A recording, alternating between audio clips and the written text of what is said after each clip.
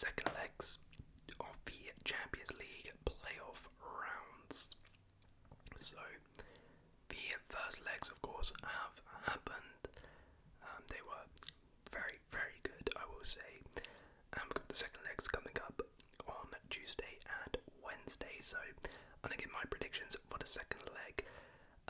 I'm also going to do like a sort of review of the first legs because unfortunately I didn't get the chance to do a review of the first legs. I wanted to, but I wasn't feeling too good, so couldn't record that. But what I'll do here is sort of in my prediction I'll talk about how the first leg went and see who I think is going to go through into the next round, because pretty much every die is really still in the balance, so yeah, it should be good. In terms of how we did when we predicted last time, so I predicted Brest would draw at PSG. That was severely wrong. I predicted it to be 1-1, it was 2-1 Juve. I did say Real Madrid will win 3-1, but Celtic won 3-2.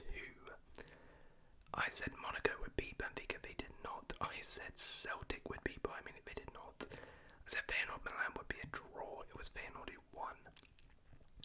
So, anyways, let's get into the second legs. So, we start with AC Milan versus Feyenoord. So, second leg of this one, Feyenoord won the first leg 1-0 in this one.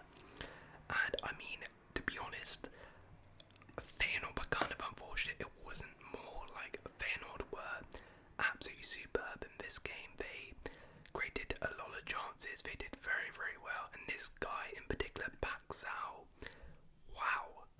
I mean, he had Kyle Walker on toast the entire game. He was absolutely unbelievable. I think that's going to be a key matchup in this second leg, because really, to be honest, all of Feyenoord's attacks came through him down the left-hand side, and AC Milan couldn't really deal with it. Now Milan did have their chances, of course, but to be fair, Feyenoord defended pretty well. Like, as you can see, they didn't really have even expected goals. They had no big chances, but Feyenoord being at home, of course, had that advantage. And I mean, this was really the best possible result they could. They got a lead going into the San Siro, which is all they can ask for. Of course, I mean, Milan being at home in the second leg, even though they're 1-0 down, they're probably still favourites to progress in this tie. But it's going to be close. It's going to be close, and Milan are going to have to put in a better performance than they did against Feyenoord. It's going to be really close. I don't think there'll be too many goals in this. Honestly, I wouldn't be surprised if this one went to extra time. Like, I think these two are very evenly matched sides. I think the last game was pretty even. Both teams had chances. I could see Milan winning by 1 goal, to be honest, and it going into extra time. But it's tough. It's tough. I mean, Milan. What is their home record like? What is their home record like? Let me have a little look. I feel like it's okay. Like, win there against the big sides in particular, beat Roma at home, drew to Inter, and we're very unfortunate not to win that. Beat Cologne in the Champions League at home. Drew to Juve at home. Yeah, to be fair, I mean, Milan at home have been very, very solid. The only real loss at home this season has been Napoli and Liverpool, who are two of the most informed teams in Europe. So I don't think Feyenoord are winning this. I think Feyenoord, if you're you need to try and score first, to be honest. I think a 1-goal lead is not really anything. It can be easily wiped away. If Feyenoord can score first in this game, then I think they're in a great position to potentially qualify. And I don't think you can afford to concede early here, Feyenoord. I think you sit back, be resolute, but you gotta be proactive. They can't just sit out. I don't think they're gonna get 0-0 here. I think they're gonna have to try and get a goal here, Feyenoord, to progress. This is really, really hard to predict. It's obviously very, very hard. I'm gonna go 2-1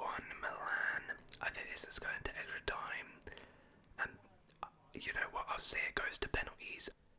And I think my Mignon is a fantastic keeper. He'll probably save some pens. I'm saying Milan win on penalties after extra time. It ends 2-1. I think Milan score. And there we go. But I think this is going to be a cracker, honestly.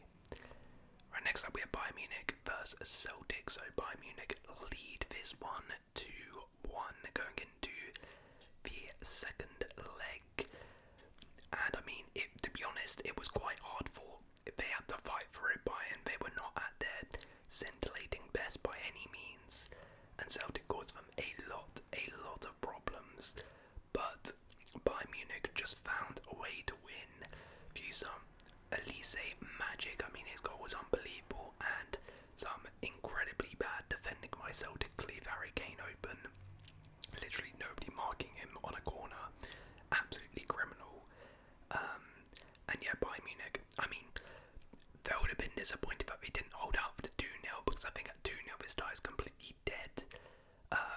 This goal does give Celtic a bit of hope, a bit, and when I say a bit, I do mean a bit, that they can progress.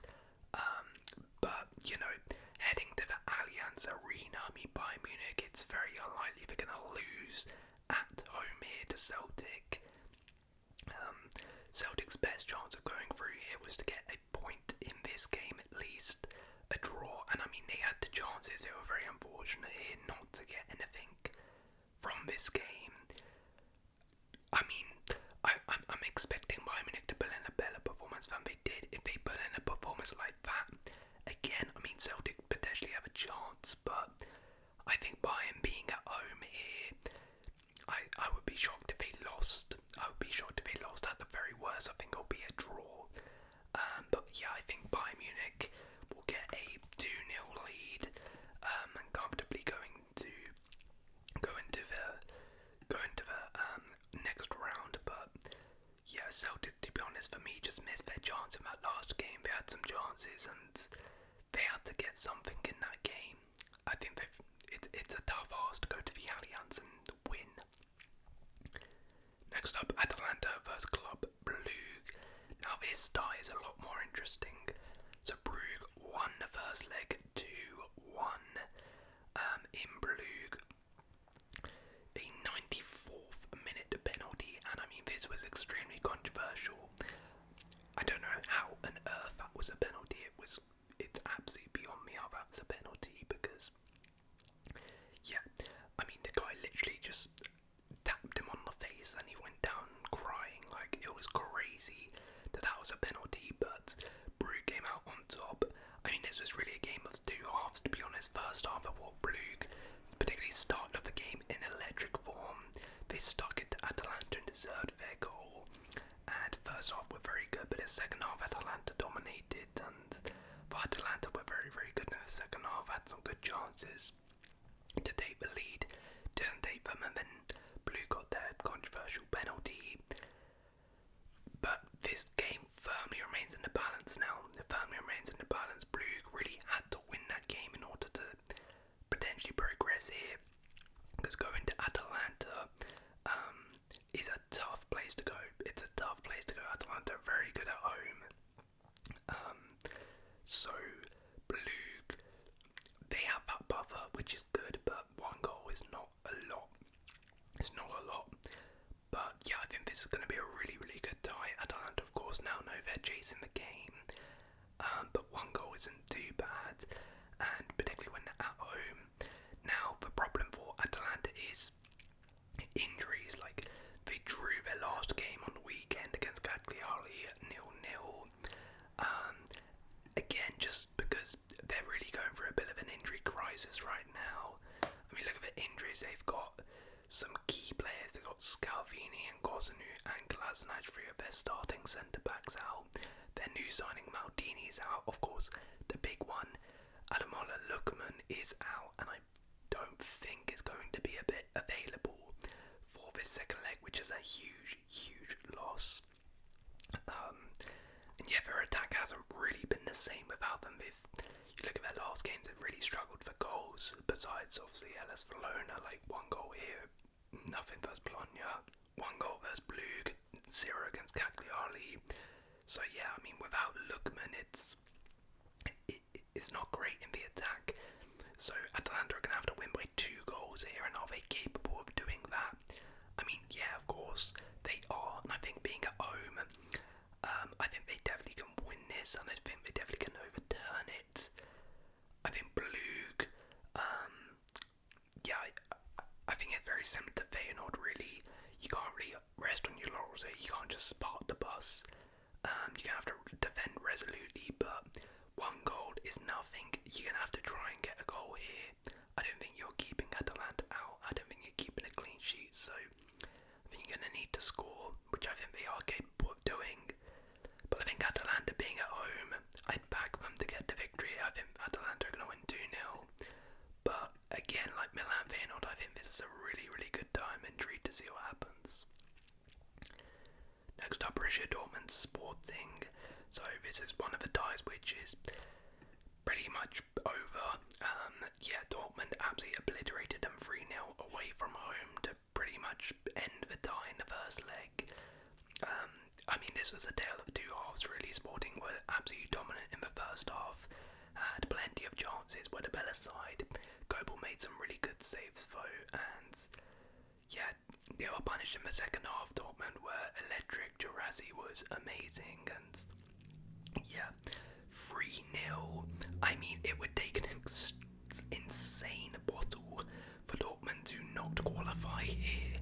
To be fair, Dortmund haven't been amazing. Like, they literally just lost to Bochum 2-0, so of course they're beatable.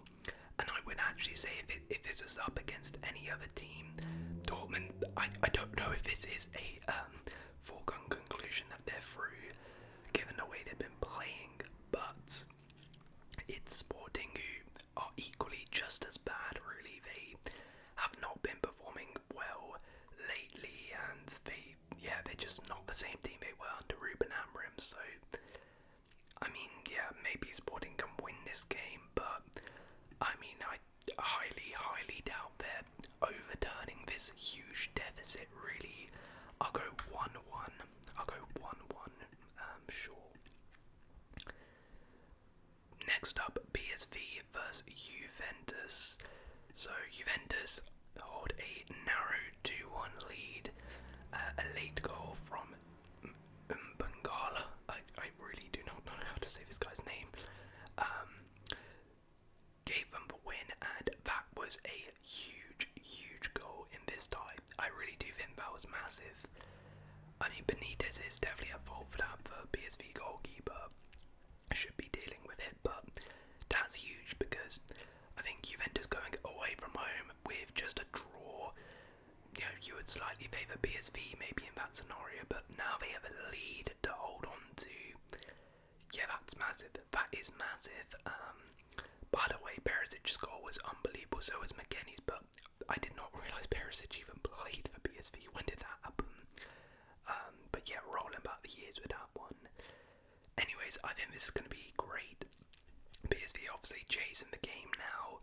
We're going to have to bring the game to Juve, who I imagine are probably just going to sort of sit back and defend, like they've sort of done in a lot of Champions League ties this game, this year, really, under Motta. They've been pretty successful at it, to be honest, as well.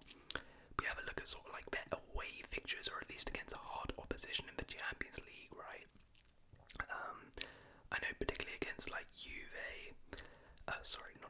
Aston Villa, they did it very well. Leipzig, I mean, they came back with 10 men and beat them. Lille, away from home, a tough game. Yeah, the Villa game, 0-0. They did very well in that one, sort of just defended and held on. I mean, to be honest, in general, the defence isn't the best, right? But, like, I don't know if they can actually hold out, particularly with PSV, who are a pretty good attacking side, but they've not been in the best of form recently, and recently dropped points on the weekends against Utrecht. So yeah, I mean, this is tough. PSV being at home can definitely get a result here, but I think you're gonna set up a game plan. They're gonna sit back, they're gonna defend deep, they're gonna hold out, and try and limit PSV. PSV. I think, you know what, I think they're going to do it. I think it's going to be 1-0 Juve, I reckon. Going to be 0-0, 0-0. Holding out, and then they get that counter-attack, they get that break, and get the goal to win it. Well, that's what I'm saying. Right, and finally, not finally, but Real Madrid, Manchester City, the final on the Predict 6. So, of course, at Real Madrid, Man City, the first leg ended 3-2, an absolute bang. I mean, do you guys ever play like a boring 0-0 game? It's crazy. Every single time these guys meet, it's always an absolute classic, and another one here. Yet another Real Madrid late comeback, yet another late Manchester City collapse. I mean, you sort of expected it to happen, really, didn't you? Yeah, Real Madrid, I mean, if it was a draw, I would say maybe Man City have a chance. But I think Real Madrid at home at the Bernabeu in the Champions League with a lead, I honestly think this tie is done. I think Manchester City have absolutely blown their chance in this one. I think they've blown their chance in this first leg. I mean, it's completely criminal. With 10 minutes to go, leading a tie against Real Madrid of all teams as well.